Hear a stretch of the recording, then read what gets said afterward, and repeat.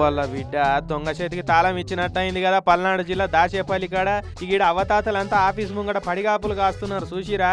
ఏమిటికి అనుకుంటుర్రు, పింఛన్లు ఇచ్చే అసిస్టెంట్ వెల్ఫేర్ ఆఫీసర్ గాడు అవతాతలకు ఇవ్వవలసిన పింఛని పైసలను పట్టుకొని జాడపత్త లేకుండా పరారైందట. ఒక్కటి కాదు రెండు కాదు 8,43,000 రూపాయలట. ఇక ఇవి పట్టుకొని గిల్లైందట బటేవాజు గాడు. ఇక 1 తారీఖు కదా పింఛన్లు ఇస్తారని ఆశతోటి పొద్దుగాలనే ఆఫీసు పోయిన ముసలోళ్ళకి ఈ సంగతి తెలిసే వరకు గుండెలా బండెత్తేసినట్టు అయిపోయింది. మా నోటి కాడు సొమ్ము గుంజుకొని పోతేవి కదరా, నీకెట్లా న్యాయం అవుతుందిరా ప్రసాదు అనుకుంటా పొట్టు తిట్టుకుంటా దుబ్బెత్తిపోసిరు. ఇక పైన ఆఫీసర్లకు ఫిర్యాదు ఇస్తే 8,43,500 రూపాయలు అతని వద్దే ఉంచుకున్నారు. వారు ఫోన్ స్విచ్ ఆఫ్ చేసి ఉన్నారని తెలిసింది. అతనిపై తగు చర్యలు తీసుకోవాల్సిందిగా పోలీసు వారికి ఫిర్యాదు చేసి ఉన్నాం. అవునట, పింఛన్లు ఇచ్చే సంపత్తు లక్ష్మీప్రసాద్ కనిపించకుండా పోయిండని పోలీస్ స్టేషన్లో ఫిర్యాదు అయితే ఇచ్చిరట. పెద్ద ఆఫీసర్లతోటి మాట్లాడి ఎట్లయినా ఇవాళ సోమవారం కల్లా పింఛన్లు ఇప్పించతడి చేస్తా అని పింఛన్దారులకు మాట ఇచ్చాడు మున్సిపల్ కమిషనర్ సారు. ఇక పెద్ద సార్ చెప్పే వరకు నిరసన పని చేసి ఎవరింటికి వాళ్ళు వెళ్ళిపోయారు.